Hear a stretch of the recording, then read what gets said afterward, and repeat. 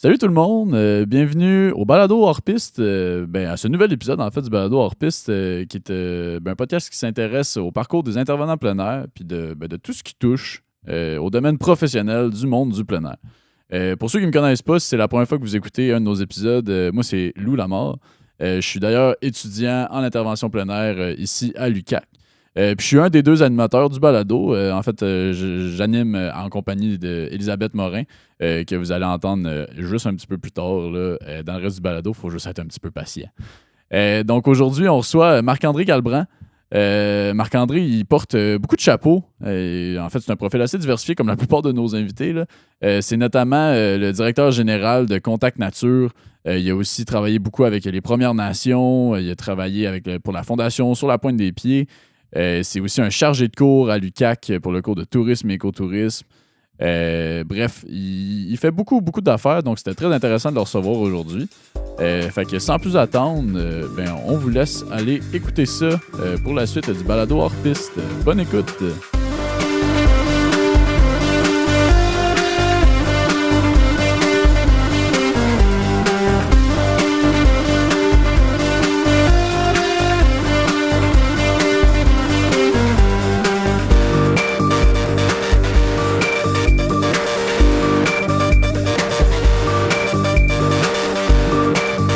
Bienvenue au Balado hors piste. Aujourd'hui, c'est le premier épisode de l'année 2026. Donc, bonne année à tous et re-bienvenue pour ceux qui nous écoutent à nouveau. Aujourd'hui, on reçoit Marc-André Galbran, directeur de Contact Nature, et il a eu plusieurs autres mandats. On aura la chance justement d'en parler. Puis, c'est ça. Allô Marc-André, comment ça va? Ça va très bien, vous autres? Ça va super bien. Top shape. Donc, j'aimerais ça qu'on commence par... tu nous parles un peu de comme ton parcours, ton parcours de travail, ouais. Qu'est-ce qui t'a mené jusqu'à... Parce que là, c'est établi, t'es directeur de Contact Nature. Mettons, dans tes dernières années, qu'est-ce qui t'a mené à te rendre à porter ce chapeau-là, en fait? Là? Ouais, mais je vais reculer un peu pour dire que moi, pas comme je dis des fois, je viens d'une terre qui a été dévitalisée, donc où ce que le vivant a été littéralement détruit, puis il reste juste les ruines du capitalisme, que j'aime dire. Donc, vous l'aurez compris, c'est Laval. Donc, moi, quand j'ai grandi à Laval, jeune, heureusement, mes parents avaient un chalet, puis nous amenaient dans des endroits où il y avait de la vie, où il y avait quelque chose de sain. Puis rapidement, moi, j'étais ado, je dis, c'est sûr. Moi, j'ai fait de la navigation négative. Donc, il y avait je ne savais pas où je m'en allais, mais je savais qu'il ne fallait pas que je reste à Laval. Okay. Donc, de fil en aiguille, j'ai fait de la navigation négative. Ça m'a amené finalement au bac en plein air que j'ai fait.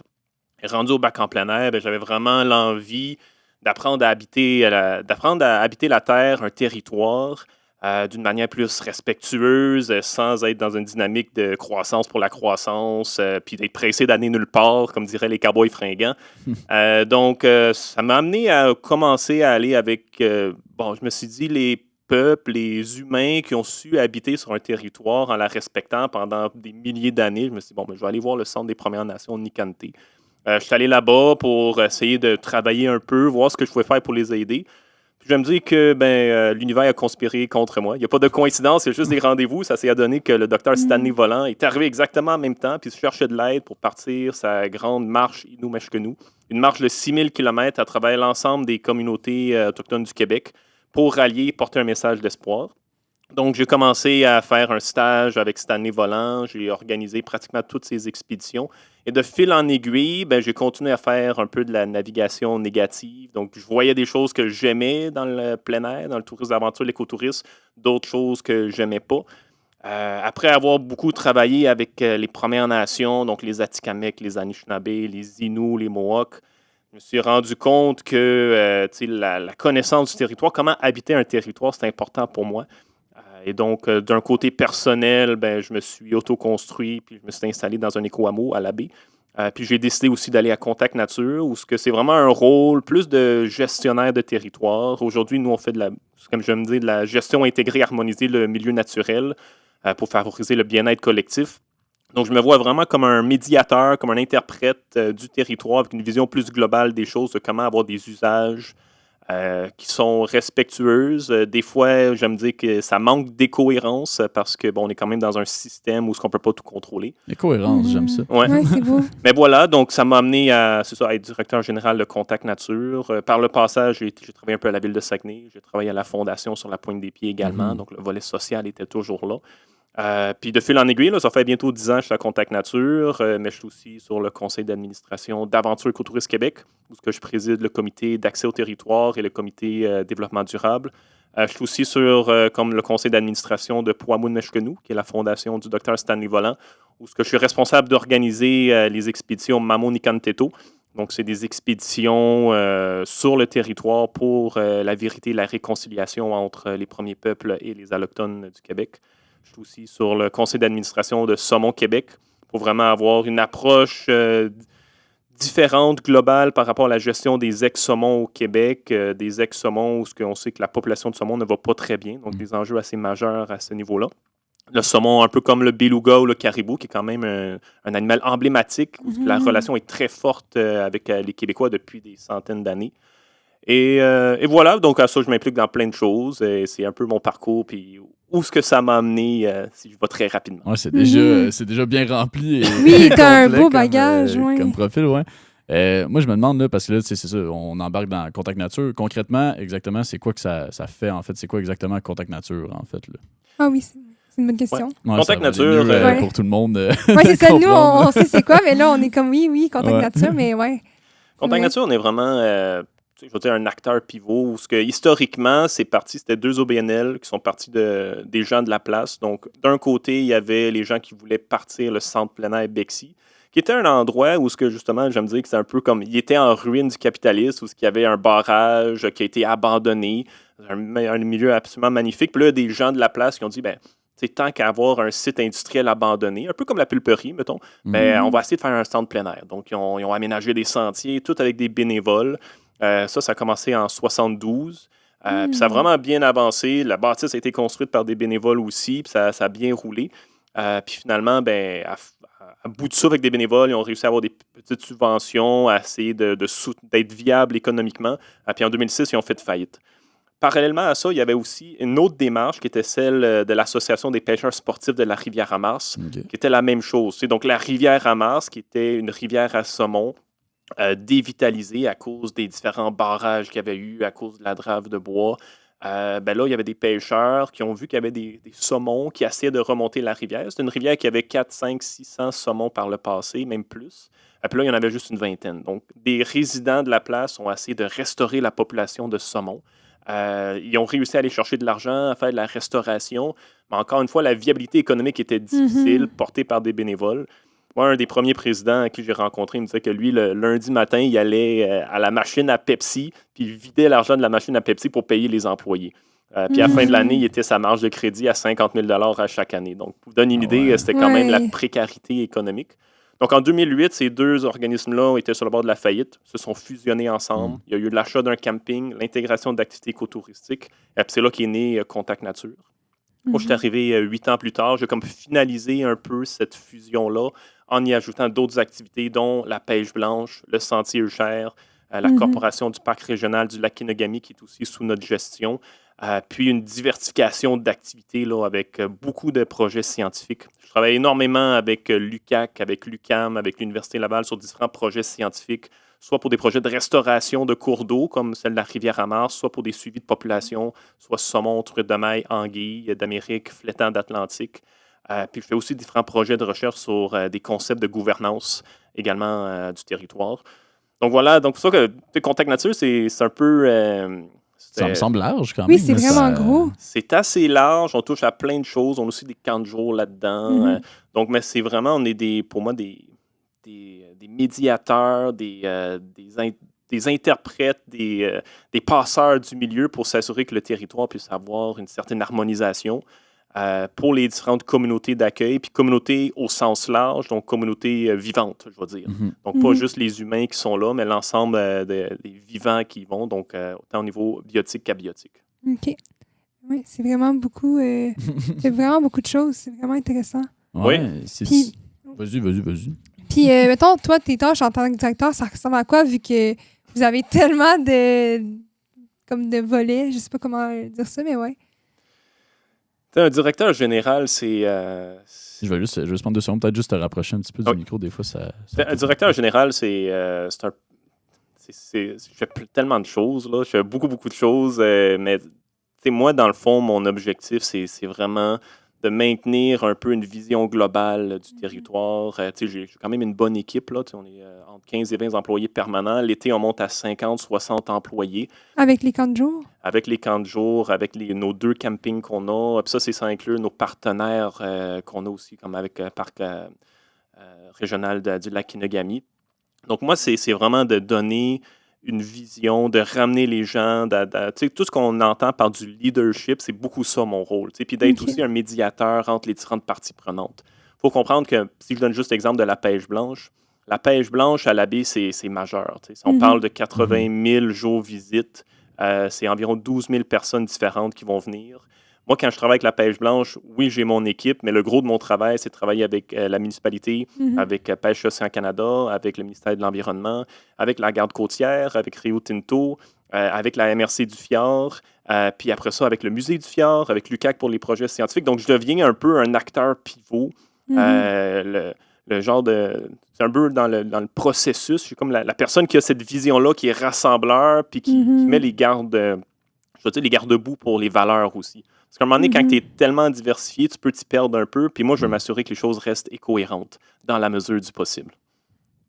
Ça doit être tâche complexe quand même, au travers de tout ça, de ne pas perdre un peu la vision, justement. Là. Je veux dire, ça doit évoluer aussi comme entreprise, c'est-tu le bon mot? En tout cas, nous, on peut dire une entreprise, mais nous, c'est une OBNL. Ouais. Donc, c'est pas mon entreprise, c'est un organisme à but non lucratif. Puis oui, c'est complexe, mais c'est là que c'est important d'avoir, je pense, des bonnes valeurs, une certaine philosophie. Dans le cours que je donne, j'ai comme une approche un peu philosophique.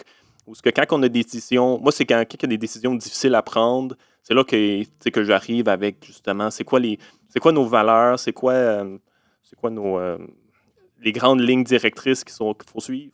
Puis souvent, il va aussi avoir cette espèce de navigation négative, là. C'est quand tu as des décisions difficiles à prendre, c'est quand tu regardes tes valeurs, c'est qu'est-ce qui est non négociable. Des fois, il y a des décisions difficiles, ils disent ça, c'est non négociable. Puis comme par exemple, des fois, avec la pêche blanche, ça brûle, ça bouge beaucoup, c'est très intense. Des fois, mon équipe est comme vraiment échaudée. Puis je leur dis tout le temps, dis-moi, mon objectif principal avec la pêche blanche, c'est que personne ne tombe en maladie. Puis des fois, je vais couper des choses, puis je vais aller au bat pour eux autres, parce qu'à un moment donné, ça, pour moi, c'est non négociable. Le bien-être des gens, c'est non négociable. Donc, puis là, c'est mon rôle d'aller de l'avant, puis de porter ces messages-là auprès de la communauté, auprès des communautés d'une manière large, encore une fois. Puis, mettons, votre présence auprès des communautés, ça ressemble à quoi? Est-ce que les gens sont quand même comme d'accord avec, mettons, vos approches? Là, parce que tu parlais de la pêche blanche, ça m'a fait penser, mettons, comme aux pêcheurs, que c'est pas tous les pêcheurs qui ont la même vision, puis comme tout le monde, en fait. Mais est-ce que votre approche, des fois, ça peut venir Ils peuvent-ils être en désaccord, ces gens-là? Je sais pas si... On a fait un long bout de chemin là, par rapport aux pêcheurs de pêche blanche, par rapport aussi aux pêcheurs à saumon, par rapport aussi aux skieurs même, qui, à un moment donné, quand il a fait faillite, on est devenu un relais motoneige. Donc, il y a tout ce rôle-là de médiateur qu'on a à faire. Puis, nous, on axe beaucoup sur la transparence et sur des communications fluides. Puis depuis qu'on fait ça, puis à chaque fois qu'on prend pas les gens pour des idiots. Quand on a des décisions à prendre, je les explique, les gens comprennent à cause ça fait du sens, puis en général, ils vont y adhérer. Je vais donner un exemple qui est assez frappant. En 2024, c'était une année qui était excessivement chaude. Puis là, c'était la première année où j'ai dû prendre la décision pour des raisons de sécurité d'annuler les villages. Il n'y avait pas de village, c'est la première fois dans l'histoire que c'est arrivé. C'est sûr que quand je l'ai annoncé, ce qui arrive dans ces moments-là, dans un rôle comme que j'ai, des fois, quand il y a le message et le messager, les deux peuvent se confondre. La grande majorité des personnes ont compris puis ont dit que c'était la bonne décision à faire. Puis les gens étaient vraiment contents. Ils ont dit, au moins, ils prennent des décisions sérieuses, mais puis qui était la bonne décision à prendre pour des enjeux de sécurité. Mais il y a certaines personnes que ça les a frustrés beaucoup. J'ai même été on va dire victime d'harcèlement au criminel à un moment donné. Mais il y a eu une grosse mobilisation de la communauté qui est venue je vais dire, me protéger ou être solidaire envers moi. J'ai eu plein de commerçants qui m'ont appelé. J'ai la mairesse à l'époque, le préfet de la MRC qui a pris le temps personnellement de m'appeler pour dire, garde, on te back. Donc, ça a vraiment, j'ai senti que même si j'avais des décisions difficiles à prendre, puis que ça l'a fâché, on va dire, certains individus, parce que c'est vraiment des individus. Au niveau de la collectivité et de la communauté, ils comprenaient, ils me faisaient confiance, puis ils savent que je ne l'ai pas pris pour des raisons qui étaient arbitraires. Là. OK, puis là, mettons, c'est propice, c'est vraiment comme, en tout cas précis, sur la pêche blanche, mais quand tu as pris la décision d'annuler les villages, est-ce que les gens y allaient quand même sur les sites, puis ils montaient quand même leur cabane à pêche, ou c'était plus comme personne n'allait en faire dans cette saison-là, mettons? À quel point c'était respecté, dans le fond, tu veux dire? à quel point c'était respecté. Nous, quand on a annoncé la fin des villages, c'était de ne pas aménager des villages permanents, donc avec des véhicules, les toilettes, puis des grosses cabanes lourdes. Okay. Les gens pouvaient y aller d'une manière sporadique. Puis c'est après cet événement-là aussi qu'on a mis sur pied une table de concertation avec l'ensemble des acteurs, puis qu'on a développé une application qui s'appelle les Glaces du Fjord, où ce que là, on peut envoyer des alertes, où ce qu'on a des cartes qu'on produit à tous les jours sur l'état des glaces, la dynamique des glaces, parce que les glaces, souvent avec notre vision du monde très mécanique et moderne, on voit les choses comme étant statiques, mais c'est ultra dynamique. Il y a quelque chose de très organique dans le mouvement des eaux de la glace. Donc, d'avoir une carte qui démontre cette dynamisme-là, les processus derrière, bien, ça fait en sorte que les pêcheurs puissent le voir, comprendre. Il y a plein de photos. Puis comme cette année, si vous êtes allé à la baie, là, la baie, c'est rempli de monde. Là, c'est fou. Là, je passais là en fin de semaine. C'était bourré. C'est des centaines et des centaines. C'est des milliers de personnes, puis il y a 0 accident. Là. Parce que le monde a pris le temps de regarder, de se fier à nos informations, qui ne viennent pas juste de nous, mais qu'on fait en collaboration avec des pêcheurs d'expérience, avec la garde côtière. Donc, je trouve que, avec la pêche blanche comme exemple, mais je pourrais donner plein d'autres exemples aussi, ça démontre comment est-ce que des acteurs du plein air que nous sommes, on peut avoir un rôle important pour nos communautés. Encore une fois, aux communautés larges, je veux dire, en tant qu'expert, avec une sensibilité par rapport aux réalités territoriales. Oui, puis ça m'amène justement à une question que je me posais, là, parce que là, dans le fond, tu as complété aussi le bac en intervention plein air avant nous, clairement. Est-ce que c'était après ton passage au BIPA que tu t'es impliqué avec Contact Nature? Comment ça s'est passé, dans le fond, par rapport à ça? C'est-tu au travers de ton passage-là, tu as découvert un peu... Parce que tu as dit que tu allais à la négative, là. Est-ce que tu as trouvé quelque chose de positif? Tu te dis, je vais chercher ça. Comment tu t'es ramassé un peu dans ce bassin-là? Puis à quel moment, dans le fond? Ouais, moi, dans le fond, j'ai fait le bac en plein air tourisme d'aventure. Donc, le bac juste avant la réforme. Ouais, je suis la dernière cohorte du bac en plein air. Moi, quand j'ai commencé, j'étais beaucoup avec plus le docteur Stanley Volant. J'organisais des expéditions pour les Premières Nations. Ce projet-là a pris fin en 2015. Donc, 5 ans après que j'avais fini le bac. J'ai travaillé après ça presque 2 ans à la Fondation sur la Pointe des Pieds comme facilitateur d'aventure thérapeutique et chargé de projet. Puis pendant que j'étais à la Fondation, j'adore les principes d'aventure thérapeutique, toute la philosophie de la Fondation. Mais après avoir quitté, plus avoir travaillé avec les Premières Nations, à voir à quel point il faisait partie du territoire, j'avais un peu de difficulté à la Fondation avec le fait de voyager un peu partout, puis pas d'avoir de point d'attache, pas de me sentir ancré sur le territoire auquel j'appartiens. Puis, étant donné que j'avais construit ma maison à la baie, j'ai commencé par faire du bénévolat avec Contact Nature. Puis, à ça, le poste de DG s'est libéré. Ah, t'es rentré directement directeur général? De bénévole à DG. Oui, c'est ça. J'ai été comme 3 mois bénévole. Le poste s'est libéré, j'ai appliqué. Puis, je suis rentré DG à Contact Nature à 26 ans. Donc, ça a été très, très rough, là. C'est comme, oui, c'est cool, mais j'ai failli laisser ma peau, là. C'est tout qu'un saut, là. Oui, ça a été rough pas mal, là. Ma première année, là, c'était fou. La pêche blanche, c'était pas comme là. Moi, j'étais le jeune qui vient pas de la région, qui s'en va s'occuper de Contact Nature, qui sait pas de quoi qu'il parle, puis le monde me prenait pas au sérieux. C'était l'enfer, là. J'étais tellement... L'équipe te prenait pas au sérieux? Ah, personne. J'avais 26 ans, là, je commençais une maîtrise en administration publique, là, au niveau de la crédibilité, j'en avais pas beaucoup, là, mettons, là. Je te dis, la première année, je suis sorti, là, après 3 mois, j'avais des grosses bosses dans le cou. C'était à cause de mes ganglions. J'étais tellement stressé, là, je faisais du 80 heures par semaine. Mais c'est sûr que c'est tout qu'un défi, là. Puis gagner cette confiance-là, cette crédibilité-là auprès de ton équipe, ça doit être... l'équipe, c'était pas si pire, là, parce que... Mais c'était vraiment la communauté. Okay. Parce qu'un DG... Moi, pour vrai, gérer les opérations en tant que DG, j'en fais presque pas. J'ai quand même 3 directrices, j'ai une équipe de gestionnaires. C'est sûr que quand il y a des grosses opérations, je vais sur place, je réenligne les gens. Mais le gros de mon travail, c'est d'être le porte-parole, d'être l'intermédiaire du territoire dont la gestion nous est confiée. Donc, c'est sûr que quand tu arrives, tu as 26 ans, puis là, tu gères la pêche blanche, puis là, tu as 12 000 utilisateurs devant toi juste pour la pêche blanche. Ça, c'est sans compter les pêcheurs à saumon. Puis c'est pas tous des enfants de cœur, là. Ben, tu sais, c'est là que, la crédibilité est difficile, là. Ouais.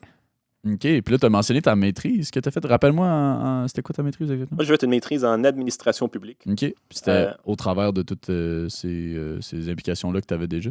J'essaie de faire la timeline dans ma tête. Là. C'est pour ça. C'est sûr que quand je suis rentré à Contact Nature, ça faisait 1 an que j'avais commencé ma maîtrise en administration publique. J'étais pas comme sur des CA partout parce que, comme je dis, la crédibilité n'était pas là. Après avoir survécu la pêche blanche, les premières années, puis à voir à quel point j'avais amélioré des choses, que j'avais réussi à passer de la théorie à la pratique, parce que c'est souvent ça le défi. Bon, tu vois des choses en théorie, mais à un moment donné, il faut que tu les mettes en pratique. Comme les théories du changement, c'est bien beau, là, mais il faut que tu le fasses. Ouais. À un moment donné, comme dire en plein air, tu vois sur papier comment faire esquimotage, c'est bien beau, mais il faut que tu le fasses. Donc, après avoir montré que j'étais capable d'en prendre, puis que when the shit hits the fan, je suis capable de gérer. C'est là que des gens sont venus me chercher sur des CA, surtout lorsque la pandémie était arrivée. Moi, quand la pandémie était arrivée, ça faisait 3 ans et demi que j'étais à Contact Nature. 2020, c'est que là, il faut que tu fermes la pêche blanche. C'est comme. Après ça, le monde a vu à quel point j'étais rendu agile par rapport à la gestion du changement, de la précarité. Ça a dû être formateur, justement, toute la gestion de la pandémie. Oui, c'est ça. Puis suite à ça, là, c'est que j'ai été interpellé pour embarquer sur des CA, puis que j'ai dit oui, puis que je suis allé de l'avant. Oui, parce que peut-être juste encore ton micro te rapprocher un peu. Il y a comme. Il bouge un peu. C'est bon, ça. Parfait. Interlude. Dans le fond, tu as dit que vous avez fermé pendant la COVID. Pendant la COVID, c'était comme c'est toutes les gestions. Tout a changé. Donc, moi, j'étais au front avec ça. C'est là qu'on avait en partie nos camps de jour. Il a tout fallu qu'on revoie nos processus de fonctionnement. Ça a changé comme plusieurs fois. Là, les conditions que le gouvernement a données, ils ont changé comme à plusieurs reprises. Fait que toi, tu étais comme... constante adaptation. Oui, c'est ça. Moi, je suis rendu là, que de gérer l'incertitude dans la précarité, là, c'est comme... c'est tout un outil à maîtriser quand même. Là, tant mieux. C'est ça. Souvent, je vais même dire... C'est un peu ce que j'essaie d'amener aussi dans le cours, dans les réflexions, c'est que des fois, apprendre des techniques et plein de choses, c'est bon, mais le monde est tellement en changement, il y a tellement de ruptures en cours et qui s'en viennent, il y a tellement d'incertitudes et de précarité que je pense qu'un des meilleurs outils que tu peux avoir, c'est d'être capable de bien vivre avec ça, puis d'être capable de t'adapter, puis de pas t'écraser sous le stress de cette incertitude-là. Sachant que l'incertitude, c'est très stressant. Ça fait partie des grands stresseurs là, identifiés, entre autres, par Sonia Lupien. Mais c'est ça, on vit dans un monde d'incertitude qu'il faut juste aller de plus en plus. Donc, surtout, moi, je trouve en plein air, on est en plein front. Là. Moi, à chaque hiver, avant que ça arrive, je ne sais pas si je vais avoir une saison de pêche blanche ou non. Il faut que je vive avec ça. Là, cette année, ça va super bien. Donc, on roule. Il fait moins 30 en fin de semaine. Moi, je suis mort de rire. Là. Mais s'il y avait plu, moi, ça peut arriver en février. Là, ils se mettent à pleuvoir pendant 5 jours. Il faut que j'évacue 1200 cabanes. Je suis prêt à ça. Ça fait partie de la game. Gestion des risques. Gestion des risques, puis je dirais même plus que ça, c'est de la gestion des bris de continuité. Parce que gestion des risques, souvent, ça va être dans du 0-48 heures. Et quand tu as des bris de continuité, mettons que tu as un bris de continuité de service pendant 1 semaine, 2 semaines, comme qu'on a vécu, nous, en 2023, je pense, où la forêt publique a été fermée pendant 2 semaines de temps à cause des feux de forêt. Mais là, c'est différent. Là. C'est plus des plans d'urgence du 0-24 heures. Là. C'est là que tu as des bris de service sur du long terme. Puis là, c'est là dans mon cas, en tant que directeur général qui représente un peu l'usage, ces usagers de territoire, il faut que j'aie des messages clairs et rassurants dans un contexte d'incertitude et de précarité. Là. C'est quand même c'est un gros domaine, un gros sujet, je trouve. Puis là, là, ça fait plusieurs fois que tu mentionnes le cours. Là, nous, on sait c'est quoi le cours que tu donnes, mais je pense que ça vaut la peine d'en parler un peu. Là. Dans le fond, c'est le cours de tourisme et d'écotourisme. C'est bien ça le titre, si je me trompe. Tourisme, aventure et écotourisme. Fait que tu veux-tu nous en parler un peu de ce qui se passe là-dedans? Juste question qu'on donne un peu une petite ligne directrice aux gens qui nous écoutent. Oui, je peux en parler. Moi, le cours, l'objectif, c'est de faire un peu le tour du domaine. Donc, je vais partir de où est-ce que ça a commencé au Québec, comment que ça évolue.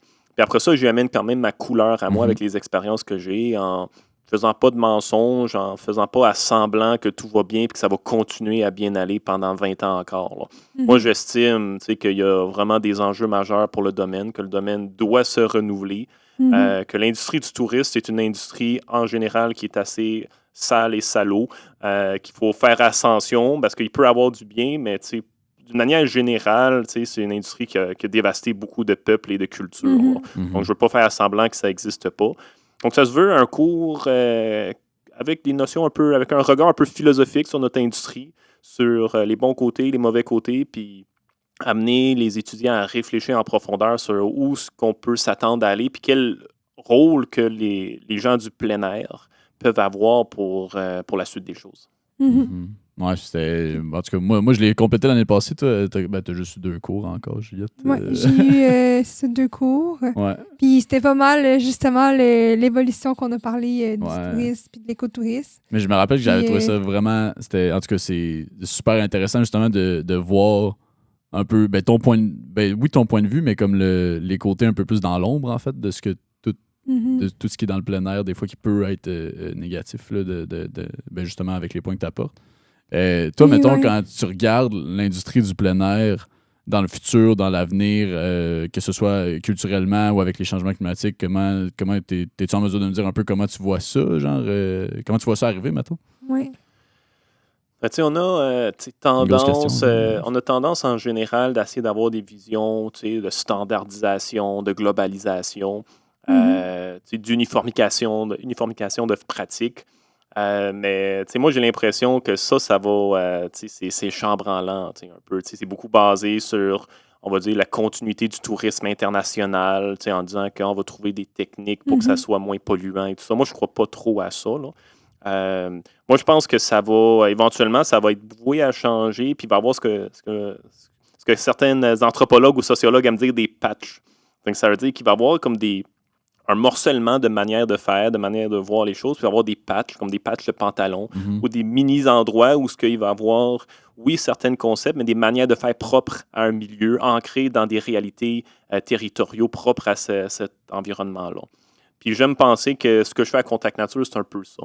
J'innove, je développe des choses dans la patch saguenéenne ici, qui est propre à nous, qui n'a pas la même réalité qu'aux États-Unis en ce moment, avec tout ce qui se passe là-bas, qui n'a pas la même réalité non plus en Outaouais. Aux îles de la Madeleine aussi, en ce moment, ils ont des gros enjeux avec les pertes de banquise.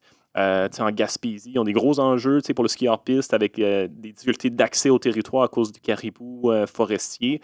Donc, ça va faire en sorte qu'il va y avoir des patchs, des réalités différentes qui vont faire en sorte qu'il va quand même avoir besoin de grands concepts, de valeurs, de manières de voir le monde, mais avec des approches plus fines et qui vont répondre davantage à la singularité du territoire auquel on occupe.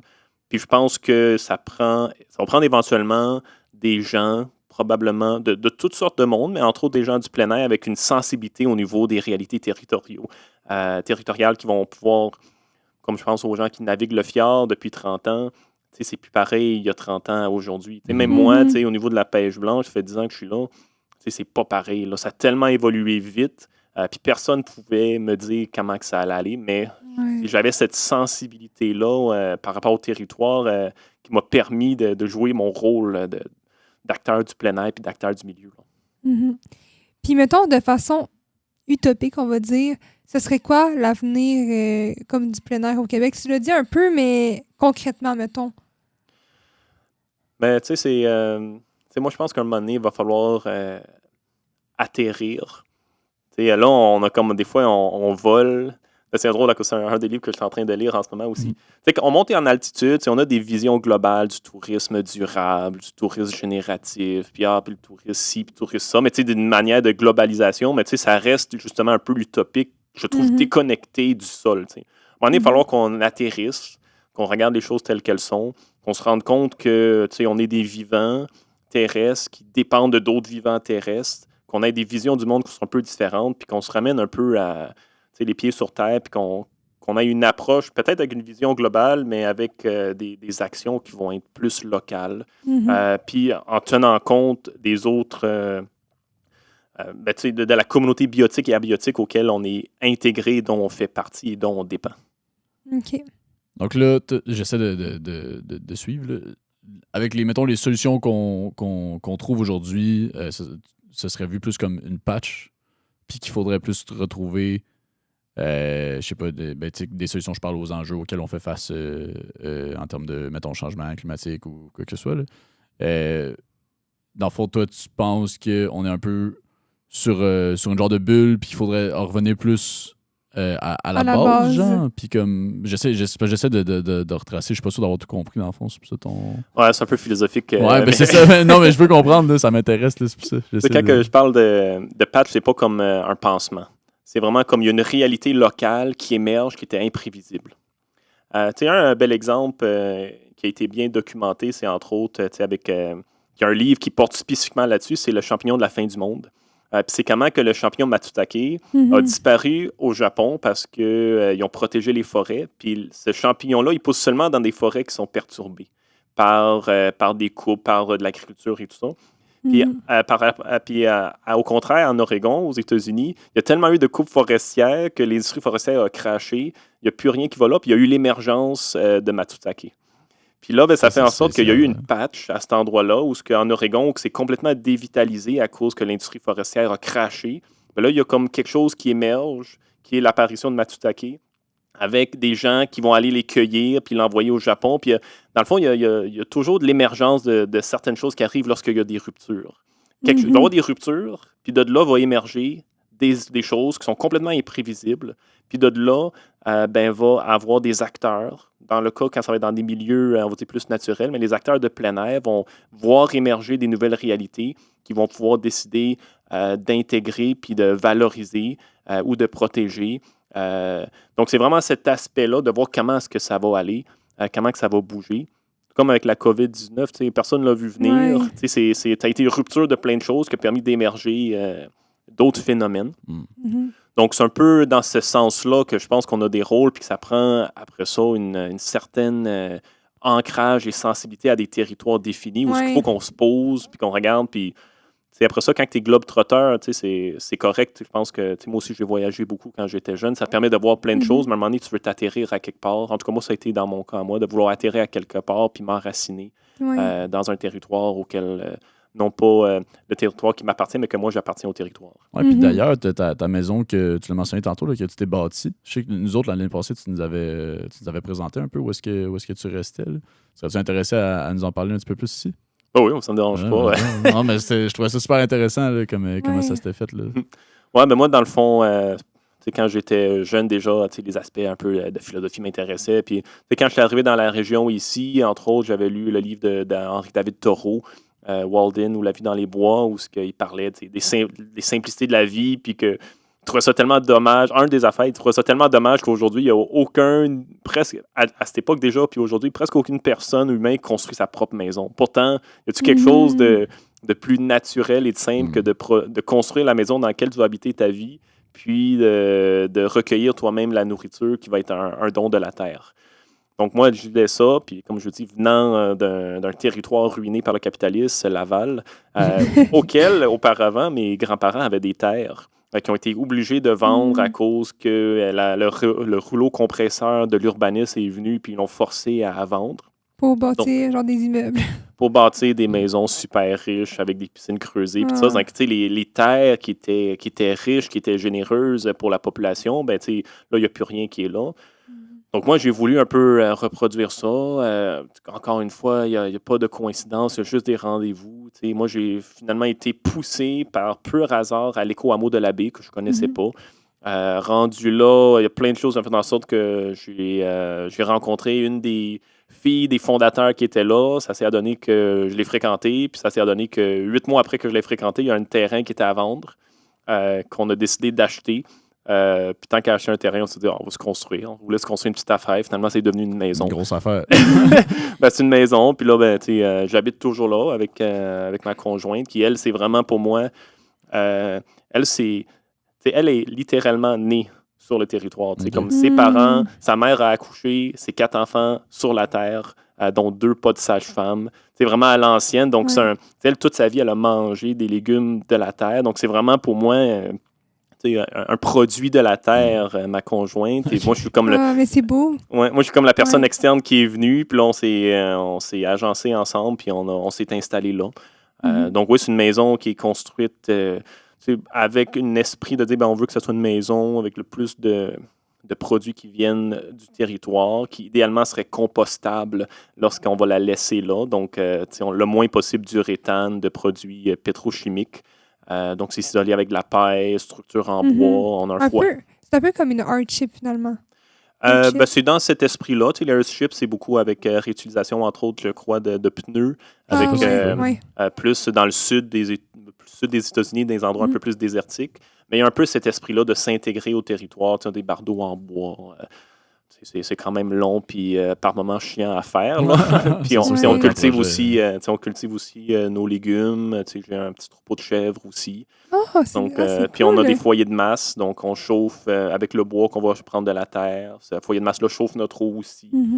Donc, c'est loin d'être parfait, mais ça nous permet quand même de faire notre possible, d'être intégré au territoire. Là. Êtes-vous quand même très autonome là-dedans, là, dans le sens à quel point ça vous rend autonome, mettons, tu dis, genre comme vos jardins, mettons, de quoi de même, là, en termes de nourriture, tout ça. Est-ce que, genre, vous vivez que de ça, mettons? Pas que de, mais ma belle-sœur, elle a déjà été ingénieure agricole, puis elle a fait des études. Elle a même écrit un livre là, sur ce qu'on fait, qui s'appelle Le Jardin Vivrier, qui est disponible à Éco-Société. Puis de mémoire, elle avait estimé qu'on était comme en autonomie énergétique alimentaire à 60%. Quand même. Ben, autonomie, j'aime pas le bon terme, mais mettons 60% d'usage avec ce qui arrive dans notre circonférence de notre territoire. Okay. Pourquoi l'autonomie, t'aimes pas? Parce que j'ai l'impression que l'autonomie, il y a comme un aspect un peu comme si on essaie de... En disant autonomie, on veut dire qu'on n'est pas dépendant de l'externe. Mais tu sais, on est dépendant du vivant. Ouais, okay. Donc, on n'est pas autonome. C'est juste qu'on vit plus dans une relation de proximité. Donc, je dirais qu'on vit dans une relation de proximité à 60%, où ce que notre dépendance reste dans un aspect territorial de proximité. Après ça, le reste, ben, c'est une dépendance qui est plus loin. Là. Donc, avec, par exemple, c'est sûr que on achète de l'huile, du sucre. Il y a certaines choses qu'on achète quand même. Des produits de base. Certaines choses qu'on ne produit pas, comme... Je mets du beurre d'arachide sur mes toasts le matin. Là, quoi? Donc, c'est ça. Donc, c'est pour ça que je dis que c'est pas parfait, mais quand même, on essaie de pallier à ça pour que notre dépendance soit plus de proximité que de produits qui viennent de très loin. Là. Est-ce que, mettons, parce que moi, c'est quand même un sujet qui m'intéresse beaucoup puis que j'ai un peu touché quand même dans ma vie, mais mettons, est-ce que vous faites pour la nourriture l'hiver, avez-vous des serres ou vous faites plus comme du canage, de la lacto, fermentation et des choses comme ça? Ou nous, dans le fond, on a des serres pour l'été, mais c'est pas chauffé pour l'hiver. Okay. Donc, l'hiver, nous, on fonctionne avec différentes manières de conservation. Donc, on a des caveaux. Donc, tout ce qui est légumes racines, donc patates, navets, rutabaga, carottes, betteraves, etc. Topinambour, ça va être dans des caveaux, dans des seaux, puis ça va durer longtemps. On a aussi des variétés de plantes qui sont plus rustiques et ancestraux, comme les tomates de Madagascar, qui vont durer longtemps. Moi, je mange encore des tomates et de la laitue, de la chicorée de notre jardin en ce moment, qui est mis dans des pots, qui est là. On fait aussi beaucoup de lactofermentation, donc avec plusieurs légumes. On va aussi faire du canage, là, surtout pour les tomates. Cette année, on a fait d'environ, je pense, 80 litres de tomates là, pour l'année. Après ça, ben, on a une variété de cultures qui vont être gardées secs, comme mettons les haricots. On a peut-être une vingtaine de variétés d'haricots qu'on va garder secs. L'ail qu'on peut garder aussi, les oignons. Puis avec les chèvres, ben, c'est à l'année. Là, on les a mis en lactation continue. Ça veut dire que vraiment, il y a un esprit d'éthique de la terre, de sensibilité aux vivants, où on ne voulait pas être dans une dynamique de les rendre enceintes à chaque année. Donc, normalement, en faisant ça, ben, moi, c'est comme une économie d'échange, une économie de dons, où on s'occupe d'eux, on essaie de leur offrir le mieux possible, puis pour qu'il y ait cet équilibre-là. Eux, ça nous permet d'avoir un peu de lait, accessoirement un tout petit peu de viande. Mais moi, je me considère végétarien, mais je vais manger un tout petit peu de viande. Puis après ça, ben, c'est aussi le fumier. qui fait en sorte que ça nous permet de faire notre propre compost pour les jardins. On a aussi, ce qui est vraiment très cool depuis 2 ans, on fait du maïs à farine qu'on va nous-mêmes mixtamiser comme faisaient les Mayas pour se faire des tortillas. Ah, c'est cool! Ouais.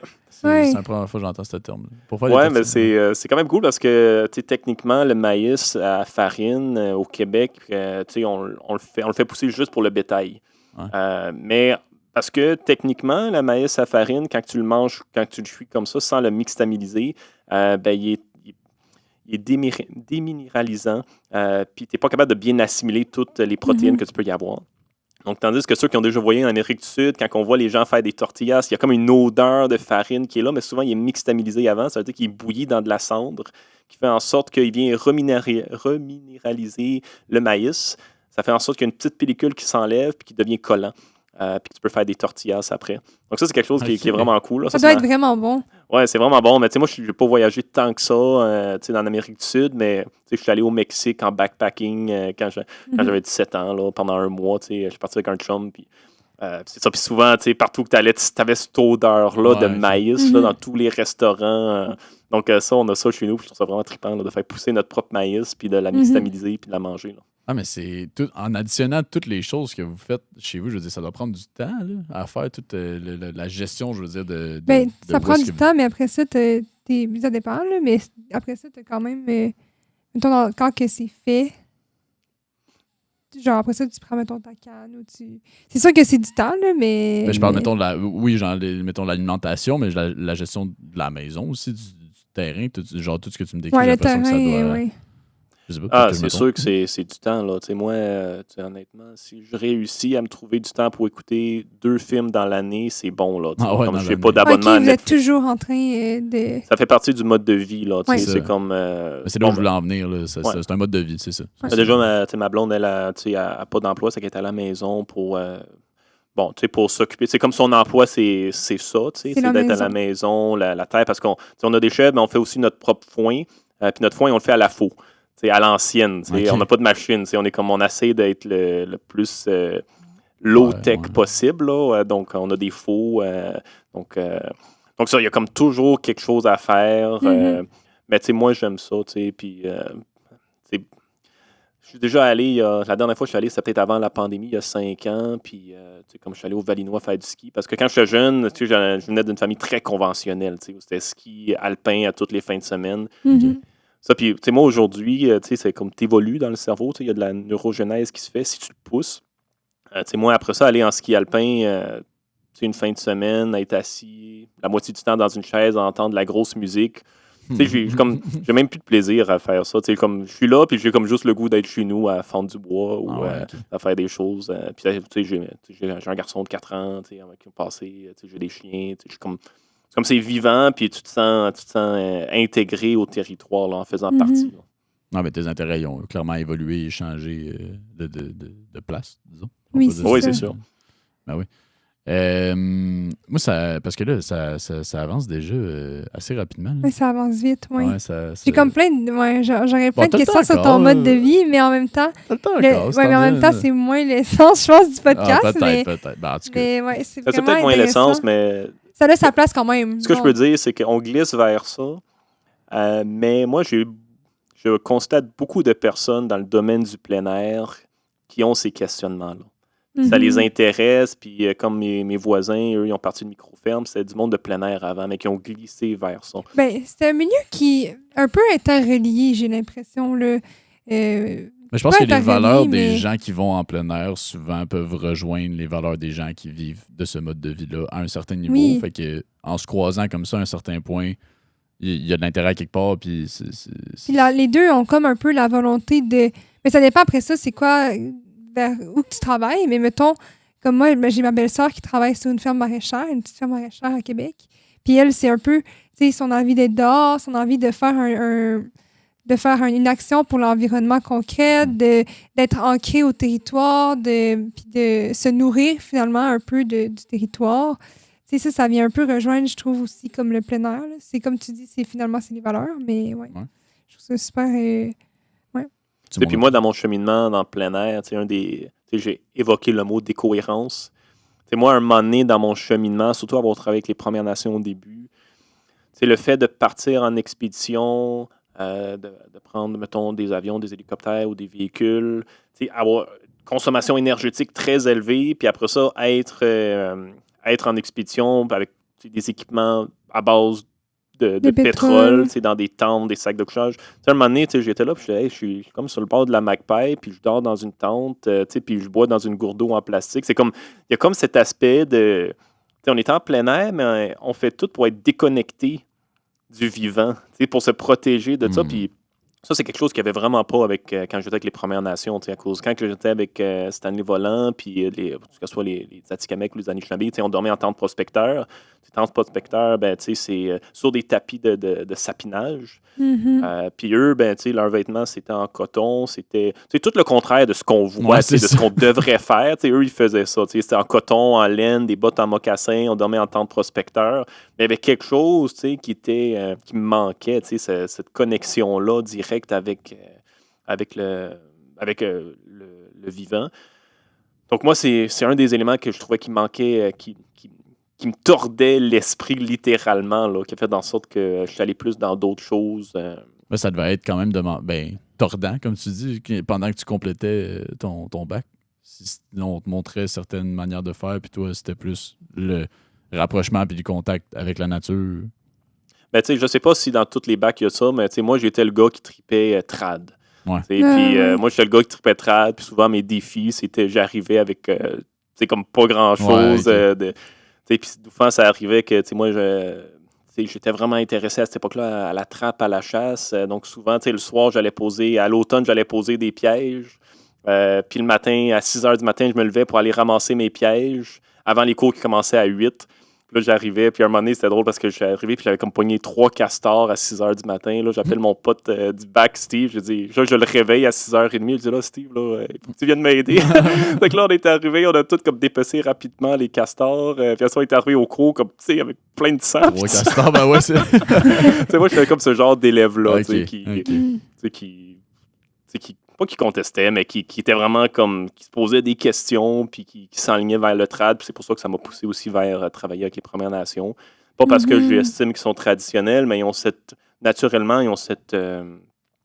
approche-là de pas mettre de barrière physique entre le milieu vivant et eux, tu sais.